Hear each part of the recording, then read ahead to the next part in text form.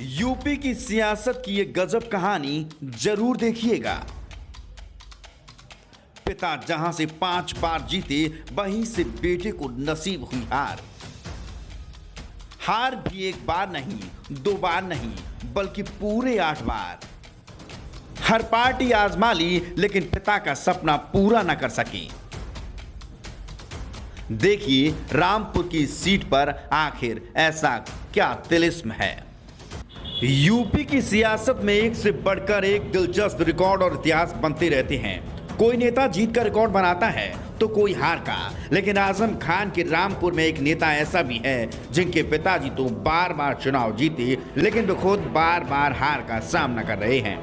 पिता ने तो चुनाव में जीत का रिकॉर्ड बनाया है, 5 बार विधानसभा का चुनाव जीता, लेकिन बेटे ने हार का रिकॉर्ड बना दिया है। वह 8 बार हार चुके हैं। रामपुर की शाहबाद विधानसभा सीट से बंशीधर सिंह 5 बार विधायक चुने गए, जबकि उनके बेटे चंद्रपाल सिंह लगातार 8 बार चुनाव हार गए। वह हर बार चुनाव लड़ते हैं और मुकाबले में भी रहते हैं, लेकिन जीत नसीब नहीं होती। कांग्रेस और भाजपा को आजमाने के बाद निर्दलीय भी चुनाव लड़ चुके हैं। आइए आपको बताते हैं पूरी कहानी विस्तार से।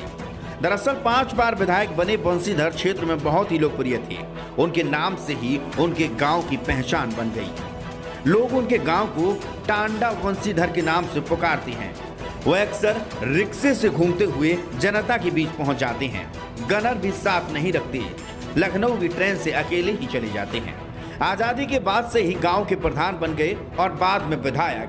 बात 1967 की है, तब लोकसभा और विधानसभा चुनाव एक साथ हुए थे।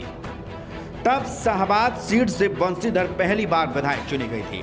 दूसरी बार 1969 में हुए विधानसभा चुनाव में बंशीधर भारतीय क्रांति दल के टिकट पर विधायक चुने गए।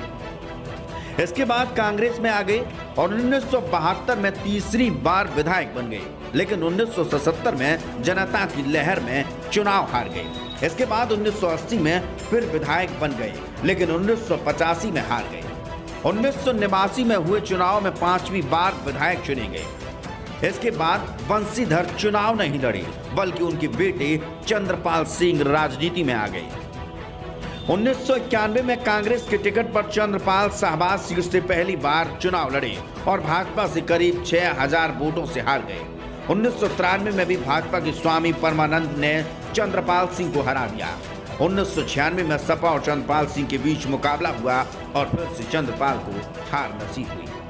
साल 2000 में सीट पर उपचुनाव हुआ, जिसमें समाजवादी पार्टी के काशीराम दिगवाकर जीत गए और फिर चंद्रपाल हार गए।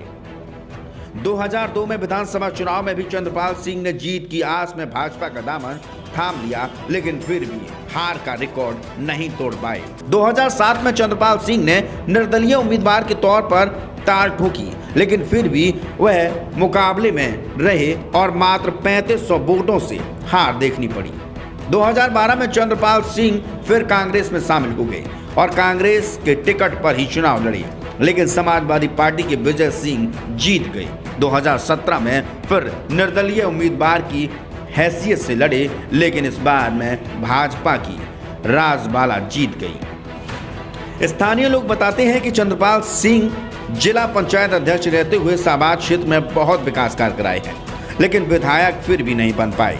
चंद्रपाल सिंह 2 बार जिला पंचायत के अध्यक्ष चुने गए। 1995 में वह पहली बार जिला पंचायत अध्यक्ष बने। इसके बाद 2017 में भी जिला पंचायत चेयरमैन चुने गए। उनके बेटे भाई की पत्नी राजा रानी शाहबाद की ब्लॉक प्रमुख भी रह चुकी हैं।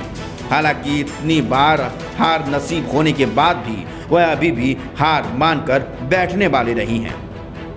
इस बार भी चंद्रपाल सिंह के समर्थक चाहते हैं कि वह विधानसभा का चुनाव लड़ें।